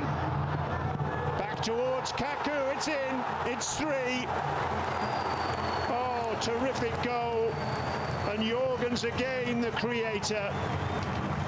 He really is a terrific young player. What an overlap from him. The ball to him was precise. Lovely delivery from the left-hand side, and Kaku gets his second of the evening. But all the applause goes to Jorgens. Tremendous work. Let's have a look at this again. Look at that overlap. Rahimi played him in. He looked up, picked out Kaku. And all he had to do there really was hit the target from that sort of range. First time with the inside of his left foot. It's a harder finish than you might imagine, and off the inside of the post. And Elaine now in absolute sweet street. 3-0 and surely 3 points in the offing. Eric Jorgens, voted the young overseas player of the season last term, and that's Kaku's last effort. He's been replaced by Mohamed Abbas. Yahya Nada's coming off as well. 3 substitutions, in fact. Ahmed Barman is coming on. Very experienced midfield man.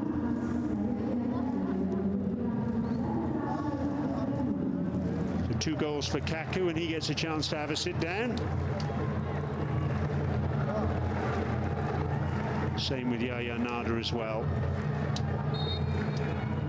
So 3-0 then. And Elaine doing it nicely.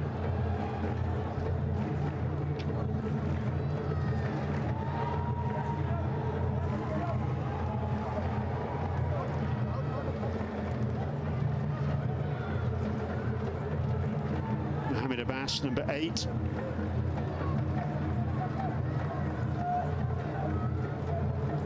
It's his 3rd appearance of the season, the 21-year-old.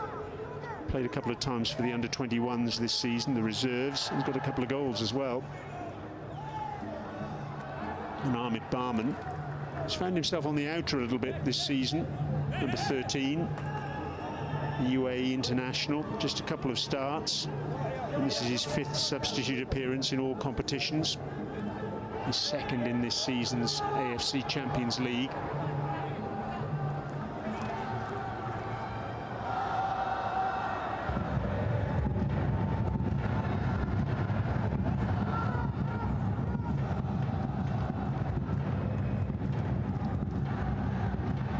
The Elaine fans now making plenty of noise, as you'd expect. Been a terrific season for them so far. There's Barman.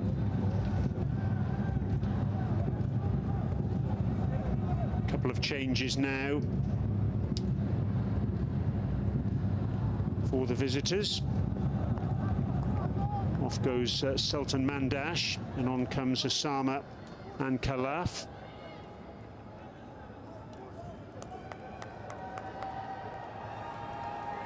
And also coming off, Abdulhamid Sabiri. A frustrating evening for him, to be replaced by Nawaf Al-Hati. So Vuk Rusevic just ringing the changes.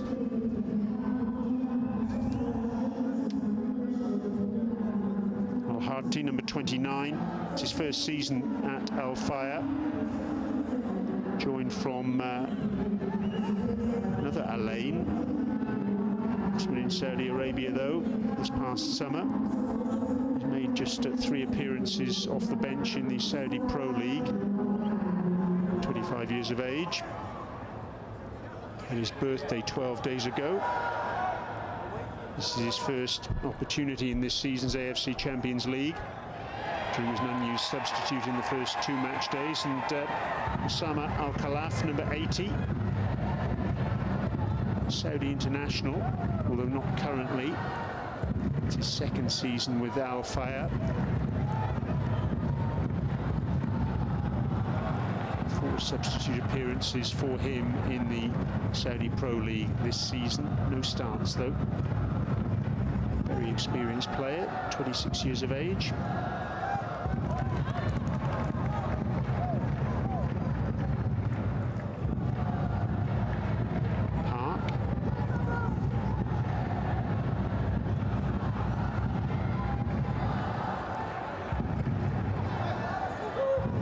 Just under 20 minutes remaining then.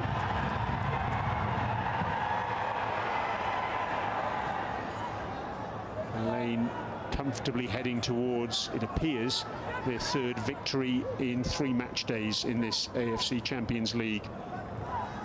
It's worth making the point that Elaine are the only side from the UAE ever to win this competition.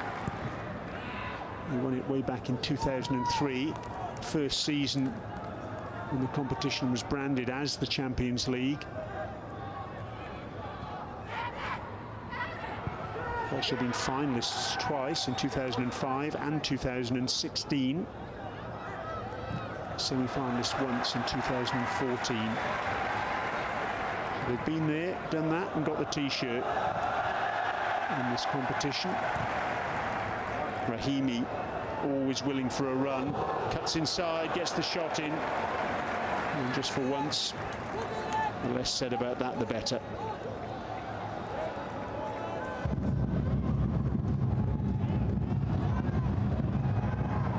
Sides from the UAE have played in the AFC Champions League.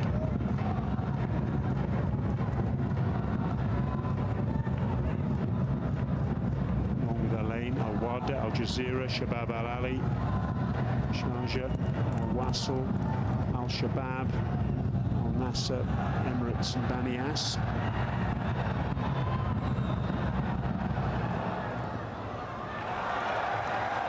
Fire actually the 11th side from Saudi Arabia to play in this competition. Two Saudi clubs have won the title. Al Hilal 2019 and 2021, lost in the final of the most recent edition. Al Ababi trying to get the cross in, blocked by Al Sawesh.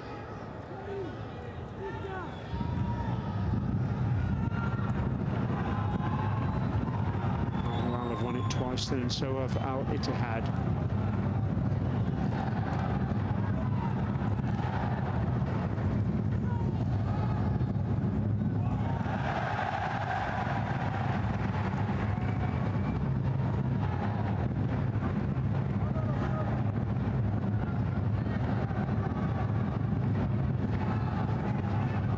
Up next for these two sides before they go head-to-head again on the 7th of November. Of rounds of domestic action.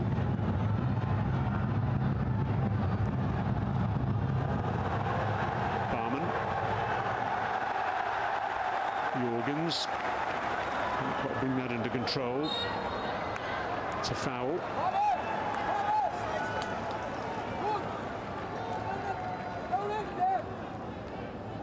Al-Khalaf, the man trying to come away with the ball, and cynically clipped there by the young Brazilian.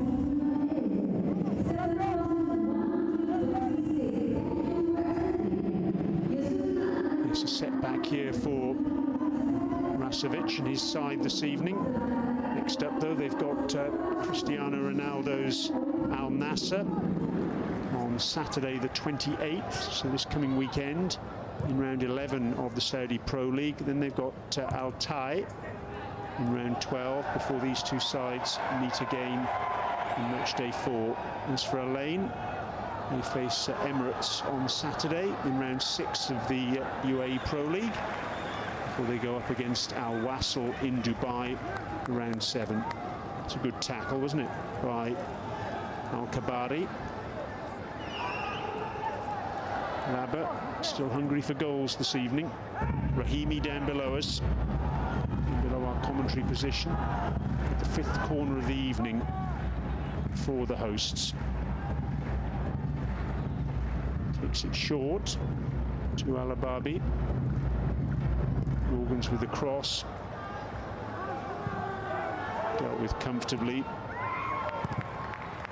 It's Al-Rashidi with the clearance.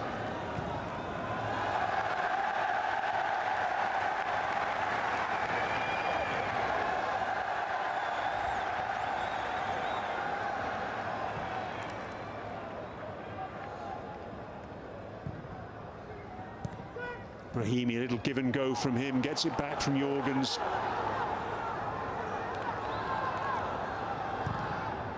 Gets the cross in. Some sort of contact there by Al Baghawi to get it clear. Cross again, clears Labba. Jorgens with the shot, and he scored a spectacular goal on match day 2 from distance to open the scoring against Ahal. He was never in position really to get that one on target.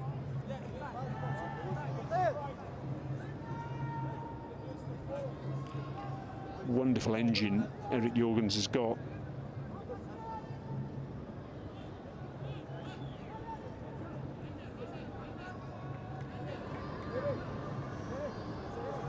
Instructions coming from the bench a bit earlier.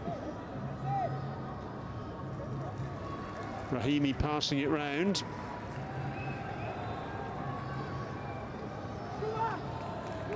And what do you do with a piece of paper after you've passed the instructions around? Will you do that? I've seen some players put it down their shorts, other players put it inside their socks. No nonsense approach though from Bandar Al-Ahbabi. One-man shredding machine. Al Sawaish was the player who was down with cramp.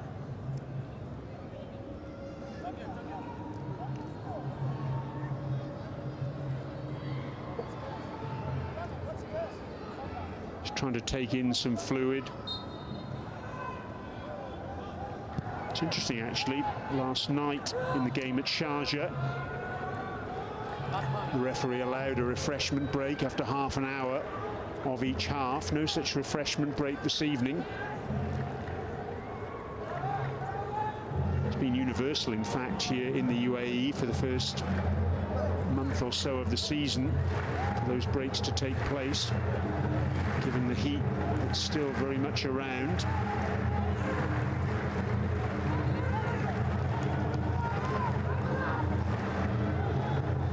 Dropping in at centre-back while Al Sawaish remains off the field.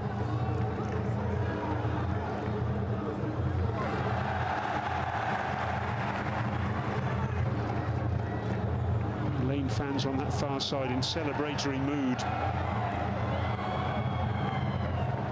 cheering every pass to a teammate.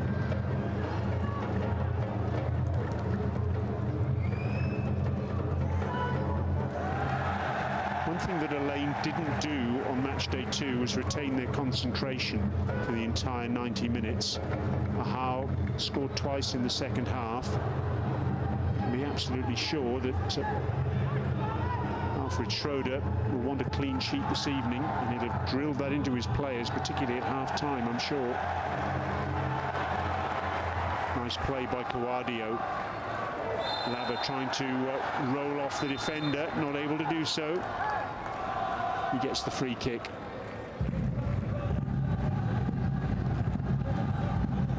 It was perhaps the last action for Sawaish, I think.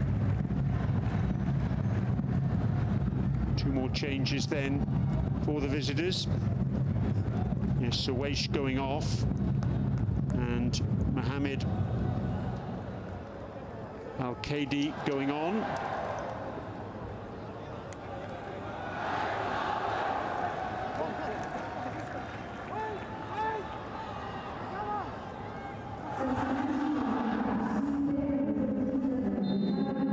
Confirmation of the changes. Ryler off as well, and Rakan Al-Kabi is on.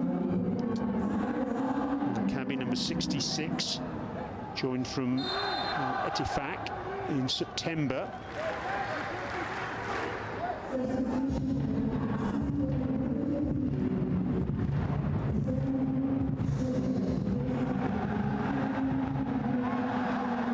Number 98, Al-Kadi. It's his second season with Al Fayha. Rahimi, does he ever stop running? Gets it back again and then commits the foul.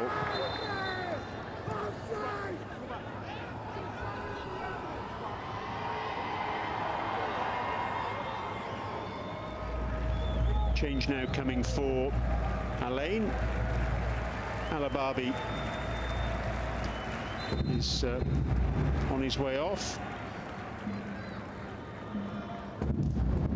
Schroeder just checking there with his captain beforehand, just to see how he was doing.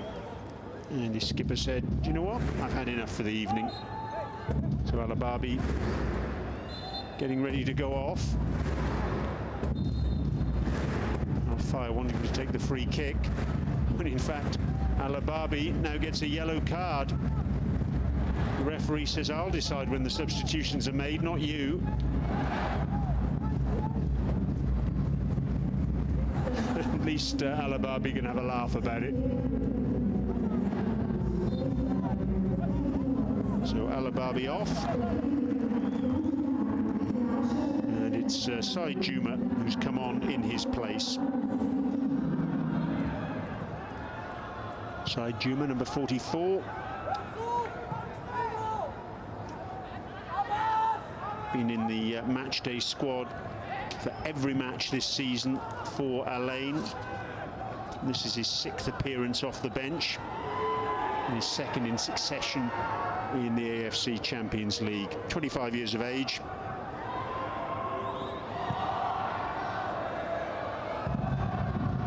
In the last year of his current deal at the moment with the club.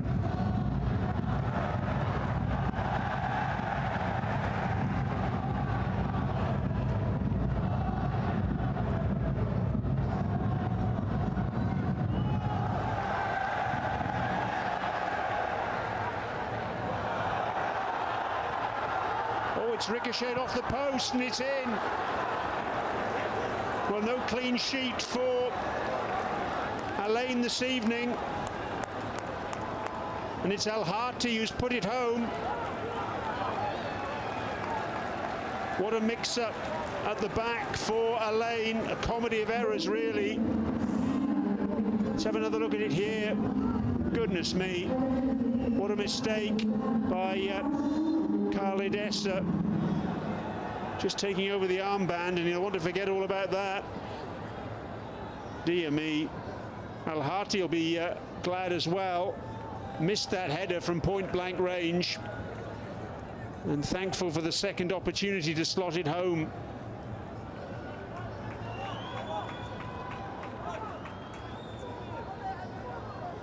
Miscontrol from the Al Ain goalkeeper, and he pays the ultimate price. Holds his hands up and says, "I'm sorry."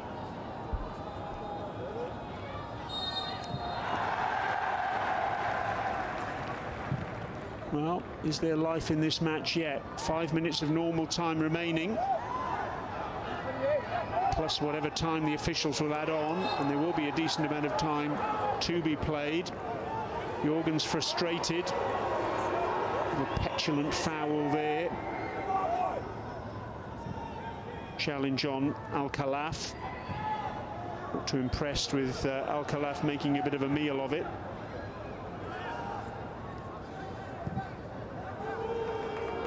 Here is Al Khalaf again, who gets some boos from the Al Ain fans.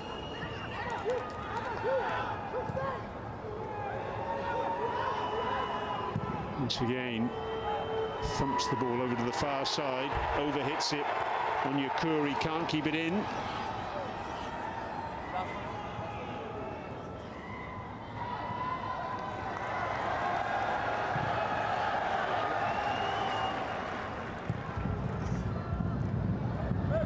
Well, it will be frustrating, I'm sure, for Al Ain.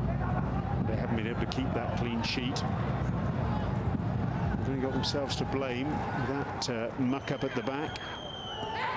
Khalid Essa, absolute horror show from him.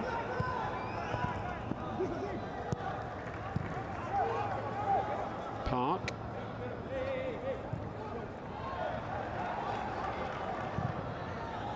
Al Hashimi. Barman.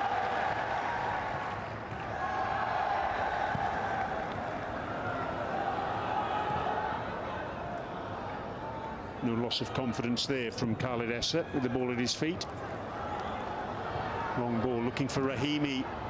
Good work in the end by Al Kabari.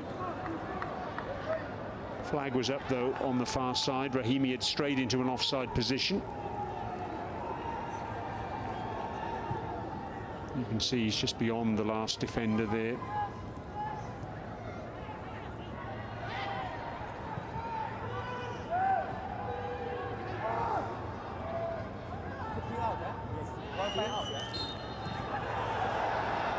Free kick goes Al Fire's way.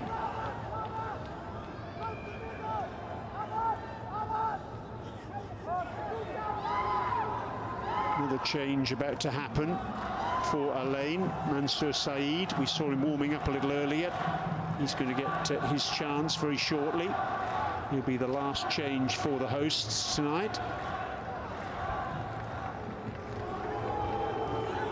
Who's again. Ball comes to Al Khalaf on this near side. Barman.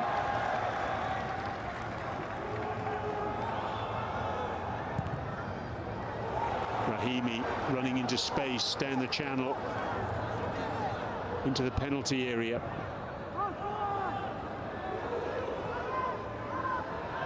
An overlap on that far side. Up towards Labba. And the referee's whistle goes in the end. Labba's jump is penalised.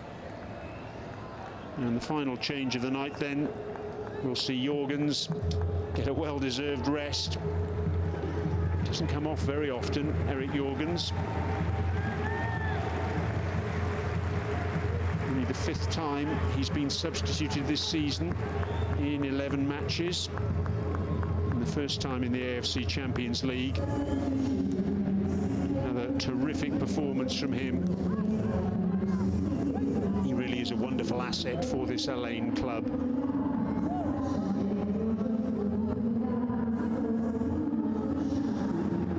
So into the last minute of normal time. Al Khalaf plays the ball inside.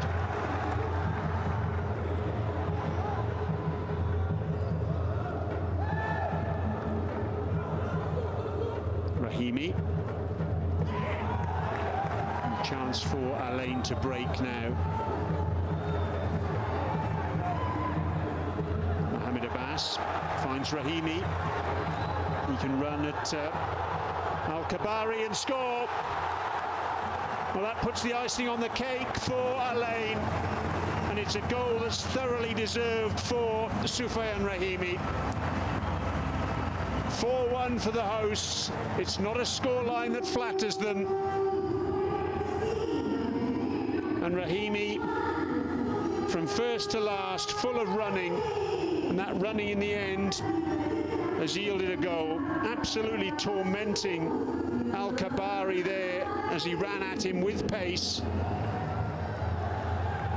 And Schroeder a happy man. Every defender's nightmare. Al Kabari turned one way then the other. Didn't know what to do, to stick or twist, whether to try and get the tackle in. In the end, Rahimi was past him. Look at this, going one way then the other. And what a finish, past Stojkovic, easy as you like. Celebrations with Mohamed Abbas, who provided the assist. And 4-1.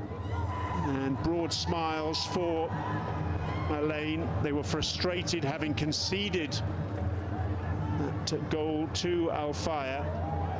But now, well, with a minimum of 7 minutes to be played, I think they can start looking ahead to played 3-1-3 in this group, Group A. They've taken absolute control of proceedings here.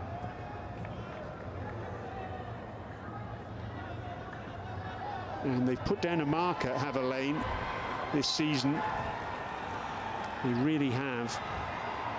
They are a side to beat in this competition. Former champions, and they want their crown back. Now Rahimi goes down.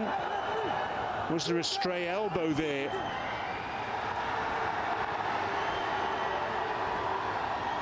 A card is being produced.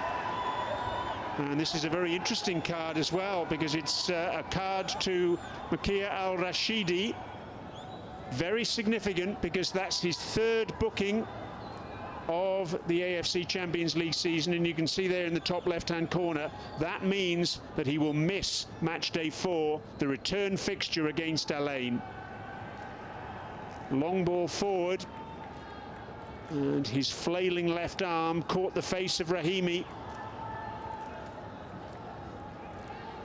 I think Al Rashidi's making the point that it wasn't a deliberate elbow. But at least it's nice to see the two players, the best of friends, once again. But that really does rub salt into the wounds for Al Fayha, the fact that Al Rashidi will miss the next match. The only player of the two sides, actually, who was on 2 yellow cards coming into this match. And now he's picked up a third.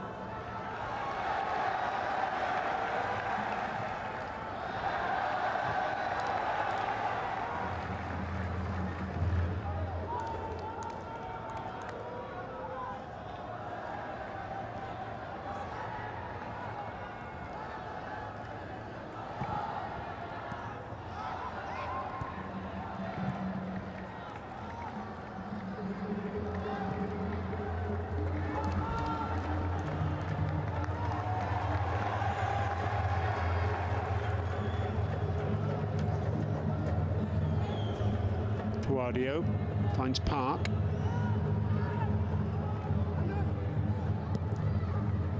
Al Ain have lost just 1 game this season. It was in round 5 of the UAE Pro League to the Dubai side Al Nassr by a 0-0. They currently sit 1 point and 1 place off the top of that UAE Pro League, behind the defending champions Shabab Al Ali. Last season, runners-up in the Super Cup, the League Cup, the President's Cup, which is the main knockout cup here in the UAE, and runners-up in the league as well to Shabab Al Ali. It was a season of what might have been, I guess, losing all those cup competitions to Sharjah in the final. They look as though they mean business this season under a new coach, Alfred Schroeder. The Dutchman coming here, his first job since being sacked as Ajax coach in January of this year. He set his stall out early on, very much rebuilding his reputation.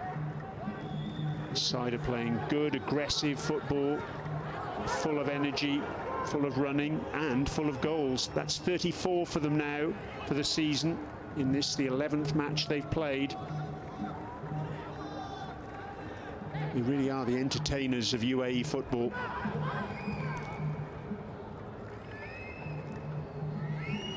Al Rashidi.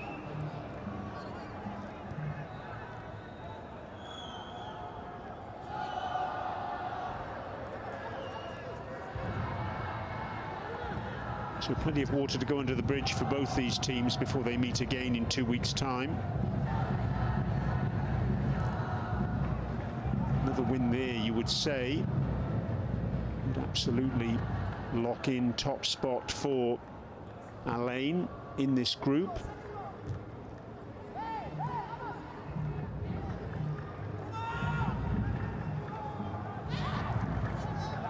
Final flourish perhaps for Al Fayha. Good save at his near post by Khalid Essa. Into the last minute of the minimum of 7 to be played.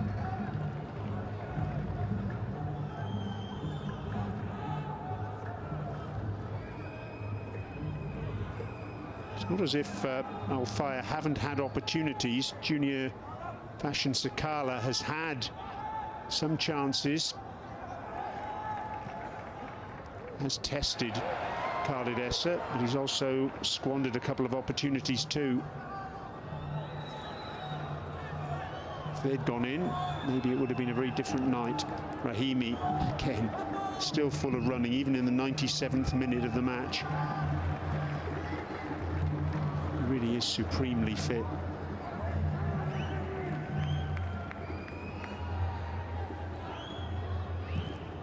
So it's just a question now of how much more time our referee, Anna Hattab, will add on. Blown up for a free kick there.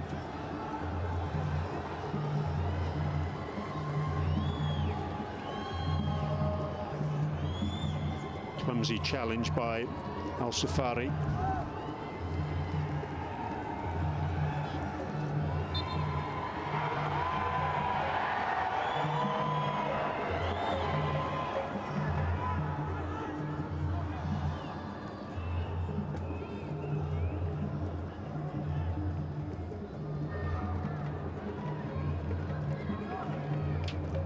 In fact, it was Al-Qaidi who picked up a yellow card for that challenge.